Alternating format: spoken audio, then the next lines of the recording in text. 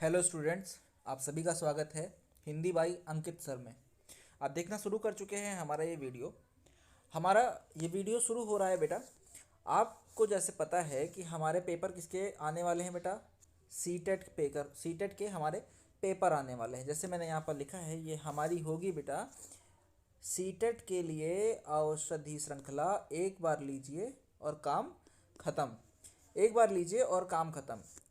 मैं यहाँ पर आपको क्या कराऊंगा बेटा, यहाँ पर हम करेंगे प्रीवियस ईयर में जो आपके सीटेट के पेपर आए हैं उसमें जो हिंदी के प्रश्न आए हैं, हम उनको अभी प्राथमिक तौर पर डिस्कस करेंगे। ठीक है, अगर आप लोग आगे चलकर मुझसे मतलब डिमांड करते हैं तो हम और भी सब्जेक्ट्स को इनमें इंक्लूड करेंगे, लेकिन प्राथमिकता पे हम इसको कर रहे हैं। हमारा चैनल नया है और ये हमारे चैनल का बहुत पहला ही वीडियो है। ठीक है, तो आप लोग इस वीडियो पे अपना प्यार दिखाइएगा और वीडियो हम बहुत छोटी ही रखेंगे। इसमें हमने केवल 15 क्वेश्चन डिस्कस किए हैं। ठीक है, 15 क्वेश्चन डिस्कस करने के बाद हम इस श्रृंखला को आगे बढ़ाते रहेंगे जब तक हमारा सीटेट का पेपर नहीं हो जाता। तो चलिए, समय बर्बाद ना करते हुए हम सबसे पहले बात करते हैं अपने पहले प्रश्न की। ठीक है, पहला प्रश्न बेटा हमसे कहता क्या है, देखिए यहाँ पे कहता है कि नाटक का तत्व है। ठीक है, देखो हिंदी को बेटा पढ़ना जरूरी, ठीक है, हिंदी को पढ़ना जरूरी नहीं है, हिंदी को समझना जरूरी है। ठीक है, हिंदी में आपको हर चीज़ को समझना पड़ेगा। अब देखिए, ये कहता है कि नाटक एक तत्व है। तो नाटक एक तत्व है, पूछता है किसका तत्व है, वस्तु का तत्व है या फिर कथोप कथोप कथन का तत्व है या अभिनय का तत्व है या ये सभी का तत्व है। अब आप इसमें क्या बताओगे। चलिए इसको मैं मिटा देता हूँ, आपको मैं 10 सेकंड का टाइम देता हूँ, आप फटाफट इसका आंसर हमें बताइए कि नाटक का तत्व है। तो बेटा नाटक किसका तत्व है। नाटक में आप क्या देखते हो बेटा, अभिनय भी देखते हो, ठीक है, कंटेंट भी देखते हो, है ना, वस्तु भी देखते हो, वस्तु का तत्व भी देखते हो, कथन भी देखते हो और अभिनय भी देखते हो। इसका मतलब क्या हो गया, ये सभी होगा। चलिए, पहला प्रश्न तो आपका बहुत अच्छा गया। दूसरा प्रश्न बेटा आपसे पूछता है कि यदि, ध्यान देना, आपसे कहता है कि यदि बालक में अक्षरों एवं शब्दों के सही क्रम, ठीक है, सही आकार क्रम तथा अक्षरों और शब्दों के बीच की दूरी से सही अंतर को समझने में योग्यता का विकास करना है, तो बालकों को कौन सी दक्षता का प्रशिक्षण देना चाहिए। बेटा यहाँ पे ध्यान रखना, इसको बहुत आराम से पढ़ना। अब हम यहाँ पर देखेंगे कि हमारा कौन सा हमारा ऑप्शन सही है। पहला ऑप्शन कहता है कि सुनने संबंधी दक्षता का प्रशिक्षण, ठीक है, बोलने संबंधी दक्षता का प्रशिक्षण, लिखने संबंधी दक्षता का प्रशिक्षण या व्यवहारिक व्याकरण का प्रशिक्षण।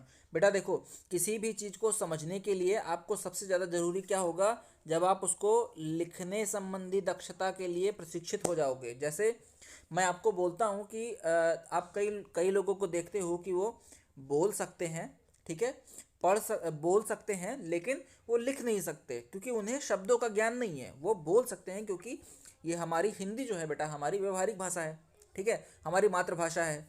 हम जब से जन्म लेते हैं और जब तक हमारा मरण नहीं होता तब तक हम इस भाषा को निरंतर सुनते रहते हैं, तो हमें उसकी व्यवहारिक बोलचाल की भाषा तो समझ में आ जाती है, लेकिन जब तक हम शब्दों के उचित ज्ञान को नहीं लेंगे तब तक हम उसको नहीं समझ पाएंगे। चलिए, अगला प्रश्न हमसे कहता है बेटा कि आप ये बताइए कि हिंदी, ठीक है, अगला प्रश्न हमसे कहता है कि हिंदी मातृभाषा विषय में उसकी, ठीक है, हिंदी मातृभाषा विषय में उसकी वास्तविक विषय वस्तु होती है कौन सी। वैचारिक अनुशीलन, भाषा तात्विक अनुशीलन, पाठ का विशिष्ट स्थल या जीवन मूल।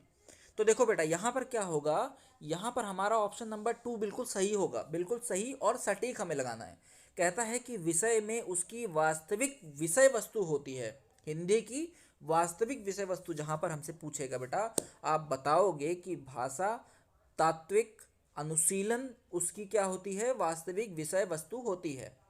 ठीक है, बहुत ही अच्छे तरीके से आपने 3 प्रश्न समझ लिए। और बेटा एक बात क्या करना है, आपको यूट्यूब पे सर्च करना है हिंदी बाय अंकित सर, और करना क्या है, उसको सब्सक्राइब करना है, लाइक करना है, वीडियो को शेयर करना है, और जो भी आपके ज़रूरत के दोस्त हों या जो भी हो, ठीक है, जिनको हिंदी के कंटेंट की ज़रूरत है वो हमारा चैनल फॉलो कर सकते हैं। हम आगे चलकर इसमें लेखपाल की हिंदी, यूपीएसआई की हिंदी और यूपी स्टेट में जितनी भी पेपरों में हिंदी आती है हम सबके बारे में डिस्कशन करेंगे। ठीक है बेटा, चलो अगला क्वेश्चन बताओ। अगला कहता है बेटा कि 4 मूल्यांकन कहता है क्वेश्चन नंबर 4 कि मूल्यांकन हेतु अपनाई जा सकने वाली विधियां हैं, विधियां मतलब तकनीक हैं, निरीक्षण व साक्षात्कार, पड़ताल सूची व प्रश्नावली, संचित अभिलेख व सामायिकी जांच या उपरोक्त।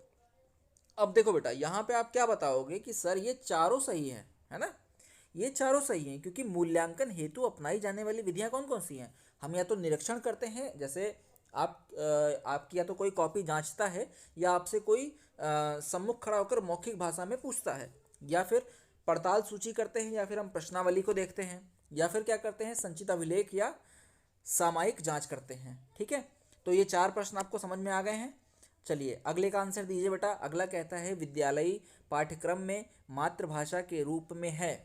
ठीक है, कहता है मातृभाषा के रूप में है, तो आप क्या बताओगे? पहला ऑप्शन कहता है कि प्रथम स्वरूप में यह स्वयं एक विकास है।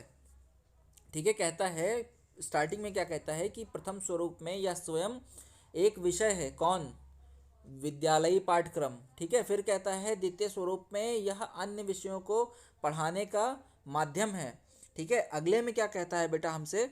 ठीक है, हमारा प्रश्न नंबर 5 हमसे क्या कहता है कि ए और बी दोनों सही है, या फिर ए तथा बी दोनों भी कथन त्रुटिपूर्ण हैं। यहाँ पर बेटा हम क्या देखेंगे कि ये दोनों कथन हमारे बिल्कुल सही हैं, इसलिए हमारा आंसर क्या हो जाएगा? सी। ठीक है, चलिए आगे बढ़ते हैं।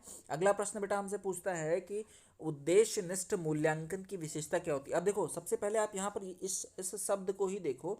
ये शब्द कहता है उद्देश्यनिष्ठ। ठीक है, मतलब जिस चीज का उद्देश्य हो। उद्देश्यनिष्ठ मूल्यांकन की विशेषता क्या होती है? आप कहोगे सर वस्तुनिष्ठता और विभेदकारी, व्यापकता और व्यवहारिकता, विश्वसनीयता एवं वैध। ठीक है, या फिर सभी। ठीक है, या फिर सभी। अब आप अगर किसी की कॉपी जांचने जाते हो तो आप उनमें क्या क्या चीज़ देखोगे? वस्तुनिष्ठता देखोगे कि कितना अच्छा लिखा है, आप किसी से भेदभाव नहीं करोगे, आप उसको व्यापकता से देखोगे कि हर पहलू पर आपकी नज़र जाए, व्यवहारिक ढंग से भी देखोगे, आप उसमें विश्वसनीयता और वैध रखोगे कि हम किसी को भी कम ज़्यादा नंबर नहीं देंगे। तो क्या हो गया बेटा? ये चारों ऑप्शन बिल्कुल सही हो गए। ठीक है, चलो अगला देखो।